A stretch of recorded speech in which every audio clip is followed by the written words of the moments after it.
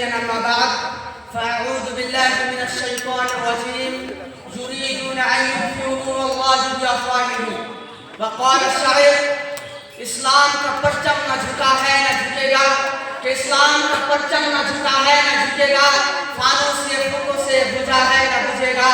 کہ نور خدا ہے کفر کی حرکت پہ خندازن نور خدا ہے کفر کی حرکت پہ خندازن پھوکوں سے یہ چراغ بجھایا نہ جائے گا. صدر محترم حکم صاحبان مشفقان مربیان ریاست صدران اور میرے سامنے بیٹھے ہوئے عزیز بھائیوں اور بہنوں آج کے اس سالانہ پروگرام میں جس موضوع کی تحقیق کروں گا وہ اسلام پر دباؤ کیوں. محترم سامعین حضرات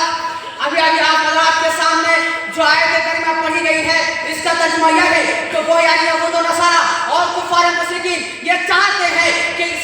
اللہ کے نور یعنی اسلام کو اپنے منہ سے بجھا دے. میرے بھائیوں آپ کو یہ معلوم ہونا چاہیے کہ آیت کریمہ آج سے 450 سال پہلے نازل ہوئی جس سے اس بات کی وضاحت ہوتی ہے کہ اسلام پر دباؤ اور اس کے پیغام کو روکنے کا کام صرف اسی دور میں نہیں ہو رہا ہے بلکہ باطل کی ہمیشہ یہ فطرت رہی ہے کہ انہوں نے اسلام کی ہدایت کو کبھی بھی برداشت نہیں کیا اور اس کا راستہ کو روکنے کے لیے باطل مکر و فریب اور جھوٹ سے کام لیا. اگر ہم قرآن کی آیات کو پڑھیں گے تو ہمیں 30 ماہوں کے اندر بے شمار ایسی آیات مل جائیں گی جن سے یہ ظاہر ہو جائے گا کہ ہر ایک نبی کے دور میں دعوت اسلام کو روکنے کا کام ہوتی رہی ہے اور اسلام کے خلاف یہ سازش ہے کوئی نئی عوام کی چیز نہیں ہے. میرے بھائیوں محترم سامعین حضرات محمد صلی اللہ علیہ وسلم کے دور میں مکہ کے اندر قریش کی طرف سے مسلمانوں کو ستایا جانا پھر غزوہ بدر احد اور احزاب کے معرکے اور جنگ اسی دواؤں کے ثبوت ہے اسی دواؤں کے ثبوت ہے. اور قرآن پاک کی آیات سے یہ ظاہر ہوتا ہے کہ اس زمانے میں اسلام کے خلاف 3 طاقتیں مل کر اسلام کی راہ کو روکنے کا کام کر رہی تھی. پیارے ساتھیوں نمبر 1 اہل مکہ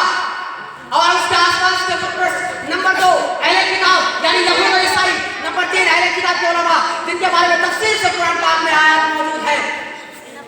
میرے بھائیوں بہنوں ہاں یہ بات ضرور ہے کہ موجودہ حالات میں اسلام پر دباؤ پہلے سے زیادہ بڑھ گیا ہے اور اس کی وجہ یہ ہے کہ آج پوری دنیا کے ممالک کے بصری حکمراں اور افراد اس میں شامل ہو گئے ہیں اور اس دور میں تمام باطل مذاہب اور تمام اقوام کو یہ ڈر ہے کہ اگر اسلام کے سامنے بند نہ باندھا جائے گا تو پوری دنیا یا اس کا زیادہ تر حصہ اسلام کے سائے میں آ جائے گا. کیونکہ موجودہ سائنٹیفک دور میں یہ ثابت کر دیا ہے کہ اگر انسانوں کو کوئی امن انصاف کے نظام کی گارنٹی دے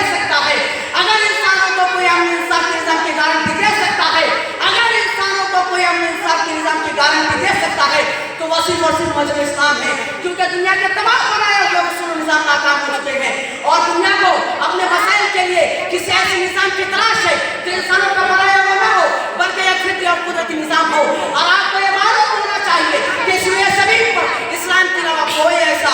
فطری آئین اور اصول نہیں ہے میرے بھائیوں جو موجودہ مشکلات کو حل کر سکتا ہے.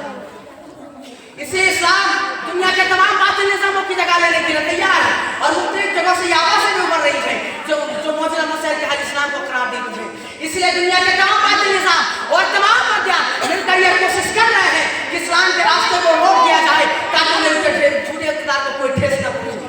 لیکن میرے بھائیوں آپ کو یہ بھی معلوم ہونا چاہیے کہ اللہ تبارک و تعالیٰ کا یہ فیصلہ ہے جو پورا ہو کر رہتا ہے جیسا کہ اللہ رب العالمین سورۃ صف کے اندر آیت نمبر 8 میں فرماتا ہے واللہ متم نورہ ولو کرہ الکافرون کہ اللہ تبارک و تعالیٰ اپنے نور اسلام کو پورا کر کے رہے گا چاہے کافروں کو کتنا ہی برا لگے. اور اسی آیت کے تحت شاعر کا یہ شعر ثابت آتا ہے کہ نور خدا ہے کفر کی حرکت پہ خندازن ان کو سے یہ چراغ بجھایا نہ جائے گا. میرے بھائیوں اور بہنوں تاریخ الجزائر نامی کتاب میں ایک واقعہ منقول ہے کہ ایک شخص کہا کرتا تھا کہ میں اسلام کے نفوذ کو مٹا دینے کے لیے آیا ہوں. چنانچہ انہوں نے ایک شیخ کو بلایا جن کا نام عبد المجید تھا اور کہا کہ آپ اپنے افکار نظریات کو پھیلانے سے باز آ جائیں اپنے شاگردوں کے درمیان پھیلانے سے باز آ جائیں ورنہ کہیں مسلم لشکر روانہ کر دوں گا کہ اس مسجد میں تالا لگا دے گا جہاں سے آپ ہمارے بارے میں پھیلا رہے ہیں. تو شیخ عبد المجید نے جواب دیا اے ظالم حکیم تمہارے پاس میں یہ نہیں ہے. اس پر وہ غصہ ہو گیا اور پوچھا بھلا کیوں ممکن نہیں ہے. تو انہوں نے جواب دیا کہ جب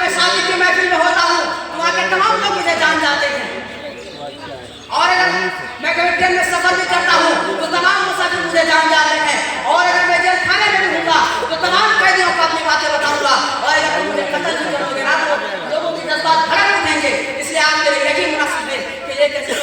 करना कि जिसका दीन और जिसकी जुबान एक उम्मत का दीन और जुबान कुछ नहीं हो। मेरे भाई और बहनों, आपको ये बात भी मालूम है कि इस्लाम दीन और अमल का नाम है, जैसा कि अल्लाह रब्बुल आलमीन फरमाता है अल्लज़ीना आमनू व अमिलुस सालिहात, ये अल्लाह तबारक व तआला का दीन है। और ये इसलिए नहीं आया है कि किसी दूसरे दिन यहूदियत, ईसाईयत, सरमायादारी, कम्युनिज्म और सोशलिज्म से मगरूर होकर ये सब मुसलमान तक दुनिया में जिंदा रहे, बल्कि दीन इस्लाम का आखिरी मकसद यह है कि दुनिया के तमाम बातिल निज़ामों को खत्म करके एक हमारी निज़ाम जिंदगी की हिस्से से जिंदा रहे। मैं यही सब तकरीर में इख्तिताम करता हूँ। आखिर मेरे अल्लाह तबारक व तआला से दुआ है कि आया रब्बुल आलमीन कि हम सब मुसलमानों को दीन और ईमान की दौलत से माला माल कर दे, दीन और ईमान की दौलत से माला माल कर दे, हमें मुखालिफिन से निपटने की तौफीक अता फरमा, और हमारे दिलों में कलमा हक को बुलंद रखने की जज्बा अता फरमाए। आमीन। वाखिर दावाना